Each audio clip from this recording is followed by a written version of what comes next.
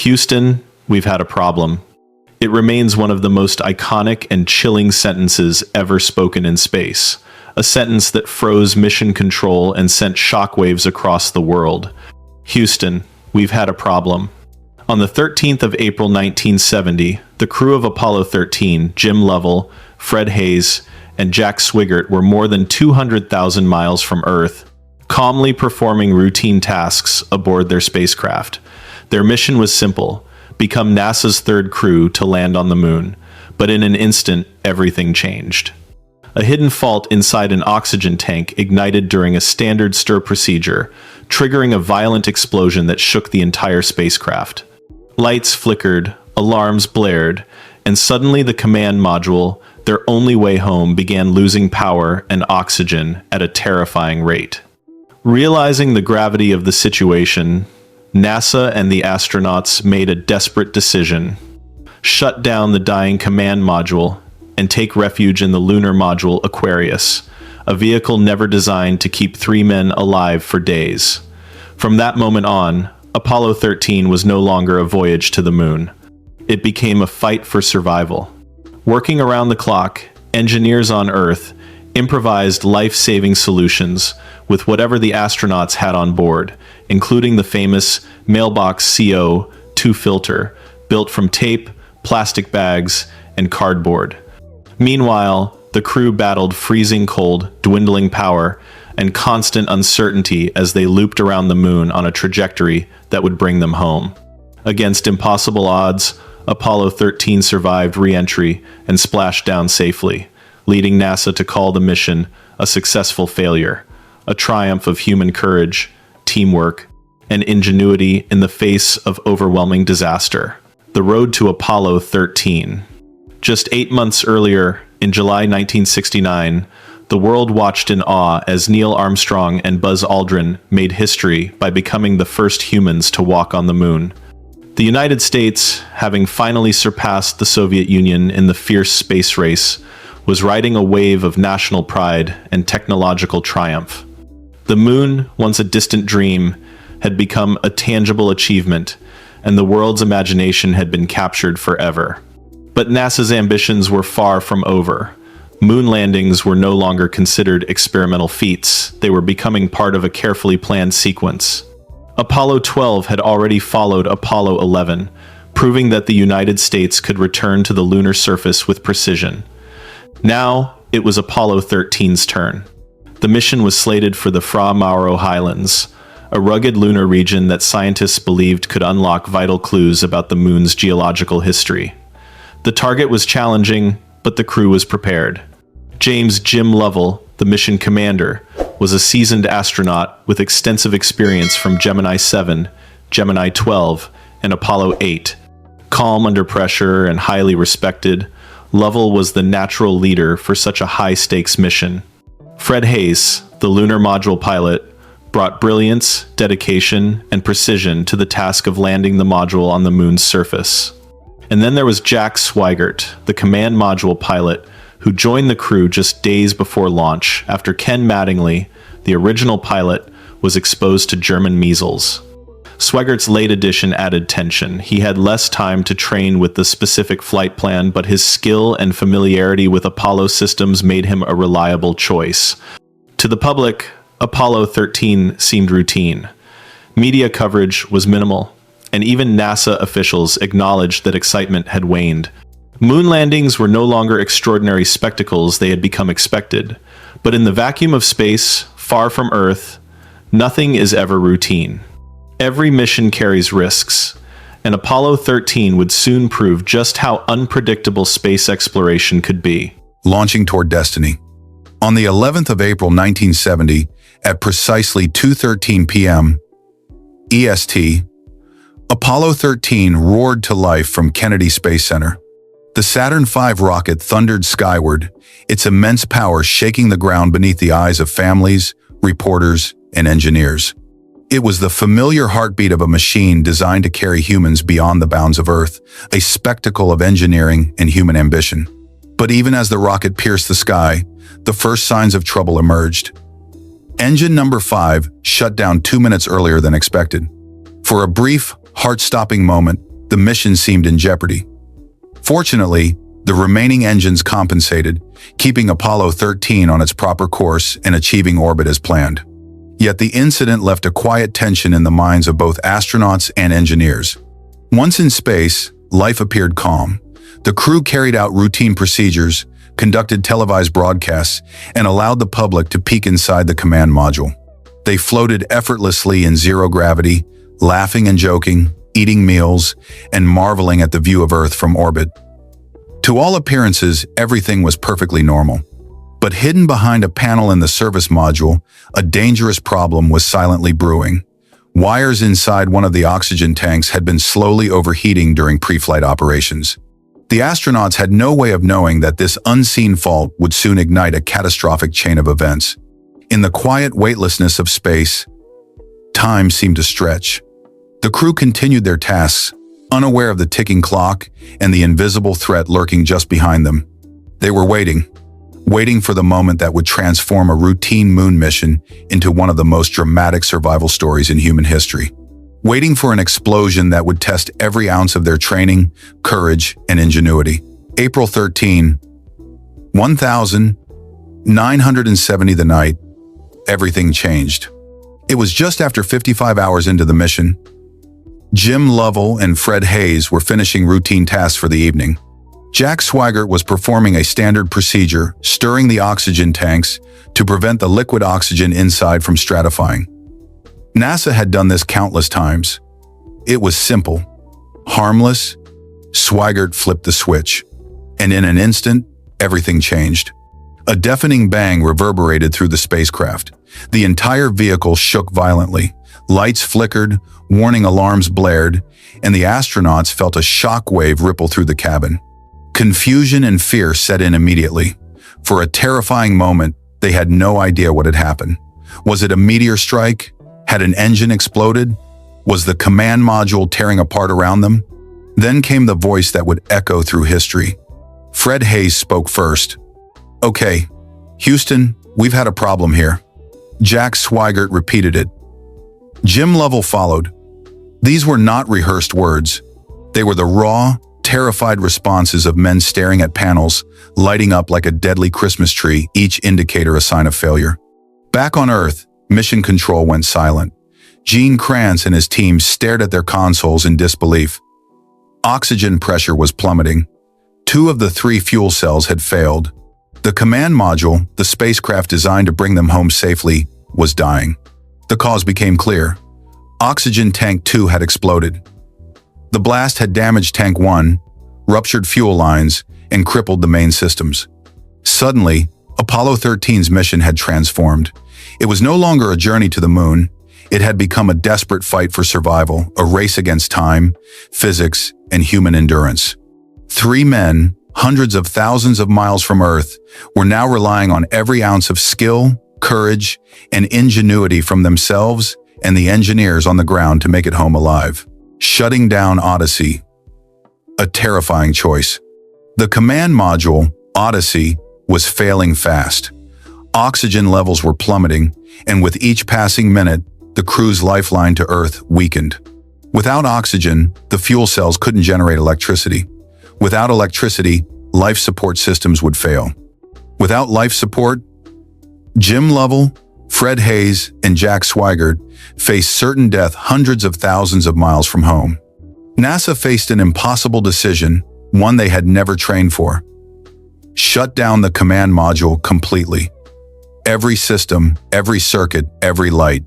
It was like turning off a car engine while speeding down a highway during a blizzard with no headlights and praying it would start again 4 days later to bring you safely home. With the command module dark and silent, the astronauts had only one option. Move into the Lunar Module, Aquarius. Originally designed to carry 2 astronauts for a 45-hour stay on the moon, it now had to support 3 men for nearly 90 hours. Every system, every ounce of oxygen, every watt of electricity had to be rationed. Aquarius had become more than a spacecraft, it was their lifeboat in the void of space. The crew hurriedly transferred supplies, maps, emergency gear, and scientific equipment into the tiny module. Every item mattered. Every decision could mean survival or death. Once inside, they sealed the hatch, leaving Odyssey behind in darkness. Inside Aquarius, the astronauts faced freezing temperatures, limited water, and systems pushed far beyond their design limits. Yet, in that cramped aluminum shell, they found hope. It was all NASA had, and for the next days, this fragile lunar module would become the vessel that carried 3 men safely through one of the most harrowing crises in space history. In a mission that began as a routine moon landing, the lunar module had transformed into a lifeline, a testament to human ingenuity, courage, and the sheer will to survive against the unthinkable. Navigating a dying spaceship. The explosion had thrown Apollo 13 off course. The spacecraft was drifting silently through space, its trajectory no longer guaranteed to return the crew safely to Earth. One wrong calculation, one misaligned maneuver, and the astronauts could be flung into deep space, lost forever. They needed a burn, a precise, calculated burn. But there was a problem. The lunar module, Aquarius, was never designed to perform major course corrections for the entire spacecraft. Its engines were built to land on the moon, not to steer 3 men safely home from the void of space. Yet it had to be done. There was no alternative. Jim Lovell, staring out the window, became their guide. With the onboard computers offline and most instrumentation compromised, he relied on the most basic navigation tool available, the Earth itself. Aligning Aquarius carefully with the crosshairs, he manually fired the descent engine. Every second counted. Every degree of angle mattered. There was no margin for error. This was not a maneuver rehearsed in simulators. It was not in any training manual. It was survival distilled into a single, daring act. Lovell's hands, steady despite the tension, executed the burn with precision born of experience, instinct, and sheer nerve. Minutes later, the results became clear. The trajectory had shifted. Apollo 13 was now on a path that would loop around the moon and bring the crew safely back toward Earth. A small victory, but a crucial one. Even as relief began to settle, they knew the journey was far from over. Every system was strained, every resource limited, and dangers remained at every turn. But for the first time since the explosion, there was hope that humanity could outwit the void and bring its 3 heroes home alive. The Lunar Module Life Support Crisis. Inside the cramped lunar module, Aquarius, another deadly problem emerged. The life support systems had only enough lithium hydroxide cartridges to filter carbon dioxide for 2 astronauts, Hayes and Lovell. Now, with 3 men sharing the confined space, CO2 levels began rising dangerously. Each breath exhaled by the crew brought them closer to suffocation. Even though oxygen was available, the buildup of carbon dioxide could become fatal within hours. Back on Earth, NASA engineers raced against the clock. They had to devise a solution using only what was available on board the spacecraft. Time was running out, and failure was not an option. The team improvised a device using tape, plastic bags, cardboard, hoses, and even an old sock. It was a bizarre, makeshift contraption, a testament to human ingenuity under pressure.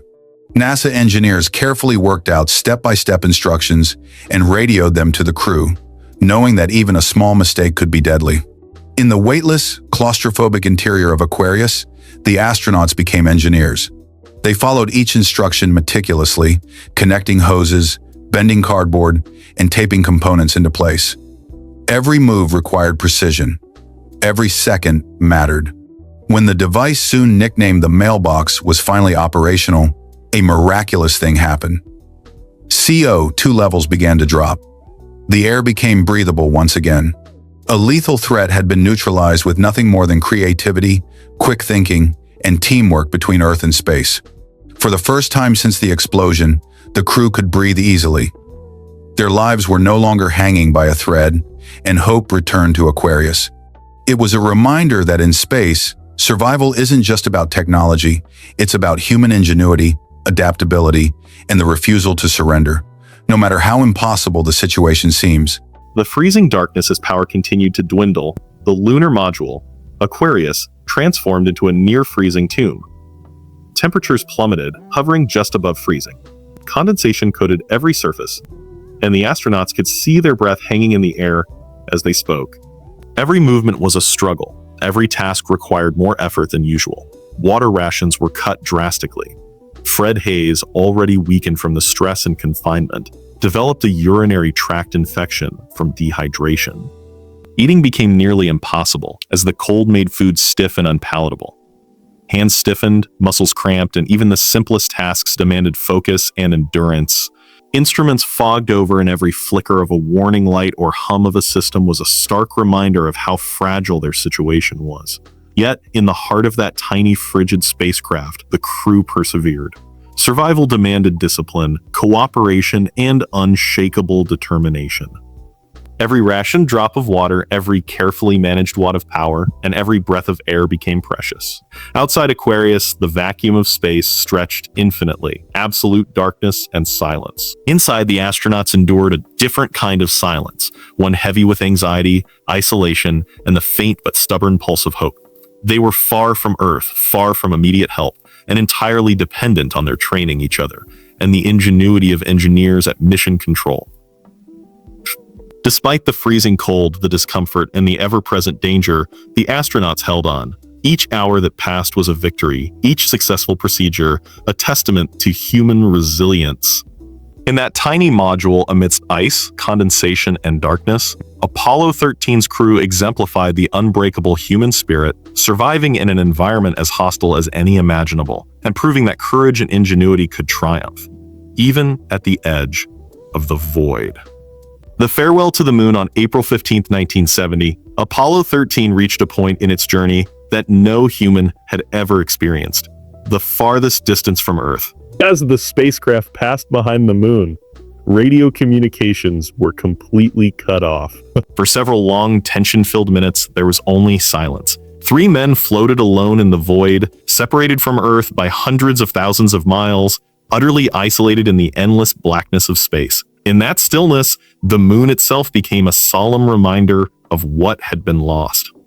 It was no longer a destination of triumph or scientific curiosity. The planned lunar landing had been abandoned. The astronauts' dream of stepping onto its surface was now impossible. The moon, once a beacon of achievement, loomed as a silent witness to the fragility of human life in space. Jim Lovell, the mission commander, stared through the window at the lunar surface below. He had trained for this moment for years, imagining the feel of lunar dust under his boots, the awe of looking across the barren plains, and the glory of being one of the few humans to walk on another world. But now, all he could do was gaze. The moon drifted by, unreachable, fading as the spacecraft looped around it, carrying the crew on a trajectory that would eventually return them home. It was a bittersweet moment, one of reflection, loss, and quiet determination. The lunar surface, majestic and silent, reminded the astronauts of the stakes of their situation. They had survived an explosion, rationed their resources, and overcome near impossible odds. The moon, once the prize, had become a symbol of both their dreams and their struggle, a silent companion as they began the long, perilous journey back to Earth. In that moment, floating in darkness and silence, hope and resolve became their guiding stars. Preparing for the final test as Apollo 13 approached the final leg of its journey, the astronauts faced the most perilous challenge of the entire mission: re-entry into Earth's atmosphere. Survival depended on several critical factors: a fully functional command module, Odyssey, a precise re-entry angle, a heat shield that had survived the explosion, and a parachute system uncompromised by the bitter cold of space. Any failure could mean certain death. But before any of that could happen, Odyssey itself had to be powered back up after days of being completely shut down. Turning on the systems was not simply flipping a switch. It was a high-stakes operation. If any system was activated in the wrong order, the limited remaining power could surge and overload the circuits, destroying the module and killing the crew instantly. Back on Earth, NASA engineers worked furiously, running simulations and devising an untested, delicate power-up sequence. This improvised procedure was Apollo 13's only chance to survive. Every step had to be perfect. Aboard the spacecraft, Jack Swigert became the executioner of their survival. With unwavering focus, he followed the instructions with absolute precision. One switch at a time, slowly, deliberately, he brought Odyssey back to life. Each flick of a button, each hum of the systems was a heartbeat closer to safety. Then, finally, the module responded. Lights flickered on. Systems came alive. Odyssey was operational again. The astronauts had reclaimed their lifeline, the vehicle that would carry them safely through the fiery gauntlet of reentry. With the spacecraft now functional and their trajectory carefully calculated, the crew prepared for the final descent, knowing that every detail mattered. After days of near-death experiences, ingenuity, and sheer endurance, Apollo 13 was ready for the last and most dramatic challenge of all, returning to Earth. The splashdown, the Lunar Module, Aquarius, had fulfilled its extraordinary role. It had been a lifeboat, a refuge, and a savior for 3 men stranded hundreds of thousands of miles from Earth. Now, it was time to let it go. Jim Lovell gazed at the tiny spacecraft one last time, whispering a quiet farewell. Aquarius drifted silently into the void of space, forever lost, a symbol of ingenuity and survival against impossible odds. The crew strapped themselves into the command module, Odyssey, preparing for the most dangerous moment of the mission, re-entry into Earth's atmosphere. Normally, a re-entry blackout lasted just under 4 minutes, a brief tense silence caused by ionized plasma surrounding the spacecraft. But Apollo 13 faced additional risks. Their trajectory was slightly off, and the heat shield had endured the force of an explosion. If the angle was wrong, the spacecraft could skip off the atmosphere, sending the astronauts hurtling into the void. If the heat shield failed, they would burn up. As Odyssey plunged toward Earth, the world held its breath. 3 minutes of silence, nothing. 4 minutes, still nothing. 4 minutes, 30 seconds, fear began to creep in. Every eye in mission control was fixed on the monitors, every heart pounding. Then at 4 minutes and 52 seconds, a crackle of sound came through the speakers. A single voice, "Okay, Joe." It was Jack Swigert. Apollo 13 was alive. Relief exploded across mission control. Engineers hugged. Tears flowed freely. The world rejoiced. Moments later, the parachutes deployed, brilliant red and white against the blue Pacific sky. On April 17, 1970, Apollo 13 splashed down safely, ending a mission that had started as a routine moon landing and transformed into one of the most remarkable survival stories in human. Against every obstacle, through courage, ingenuity, and teamwork, 3 men had returned home, forever etching Apollo 13 into the annals of space exploration and human resilience. Aftermath and the legacy of Apollo 13 never reached the moon. Its original mission, a lunar landing in the Framoro Highlands, was cut short by disaster. But in its failure, it achieved something far greater, a testament to the resilience of human ingenuity and the unyielding spirit of survival. The mission proved that when faced with unimaginable pressure, humans could adapt, innovate, and overcome. It showed that even hundreds of thousands of miles from Earth, with life support failing and systems crippled, teamwork and ingenuity could prevail. The subsequent accident investigation revealed the root cause, a damaged thermostat in Oxygen Tank 2, a flaw that had gone unnoticed for years. Lessons were learned, safety protocols were strengthened. Future missions benefited directly from the hard-won knowledge of Apollo 13. The astronauts themselves became symbols of courage and determination. Jim Lovell, though never walking on the moon, emerged as a beacon of leadership, calm under pressure. Fred Hayes recovered from his infection and continued to serve NASA with distinction. Jack Swigert went on to enter politics and was elected to Congress, though he tragically passed away from cancer in 1982. Mission Control, led by Jean Krantz, became legendary. Their brilliance, coordination, and quick thinking had saved 3 lives and inspired countless generations of engineers, scientists, and explorers. Apollo 13 remains more than a mission. It is a story of the human spirit at its finest. A story where technology, courage, and teamwork collided in the harshest environment imaginable. It is proof that even when everything goes wrong, humanity can find a way to survive. Decades later, Apollo 13 continues to inspire, reminding the world that failure does not define us. How we respond does. It is the ultimate example of perseverance, ingenuity, and hope in the face of overwhelming odds. A successful failure, Apollo 13, is more than just a space mission. It is a story of hope, belief, and unshakable persistence, a testament to what humans can achieve when the odds are stacked impossibly against them. Even in the cold, silent vacuum of space, Even when life support systems fail, even when every warning light signals imminent death, human beings can still fight back. They can improvise, using whatever tools are at hand. They can adapt, finding solutions that no one had ever imagined. They can survive, relying not just on technology, but on intelligence, courage, and determination. Apollo 13 proved that humanity's greatest strength is not the spacecraft we build, the computers we design, or the rockets we launch.